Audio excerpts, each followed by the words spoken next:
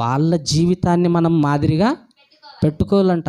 పరలోకాన్ని చేరాలనుకున్న వాళ్ళం మనుషులను పోలి మనం ఎప్పుడు కూడా నడుచుకోకూడదు. బైబిల్లో ఉన్న భక్తులను, మన కోసం ప్రాణం ఇచ్చిన యేసుక్రీస్తుల వారిని, మనందరి కోసం ఇప్పుడు ఆదరణకర్తగా ఉంచినటువంటి పరిశుద్ధాత్ముని, మనందరిని కన్నటువంటి దేవుణ్ణి మాదిరిగా పెట్టుకోవాలి.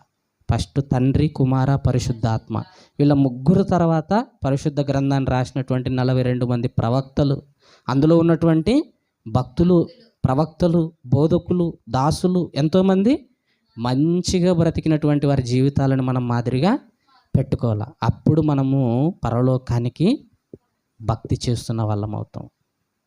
నిజంగా ప్రేమైన దేవుని వల్లరా ఇంకా ఒక మాట అంటాడండి మార్కు రాసిన సువార్తలు కూడా 10వ అధ్యాయము 17వ వచనాన్ని చూడండి ఒకసారి. 10వ అధ్యాయము మార్కు సువార్త 17వ వచనం. ఆయన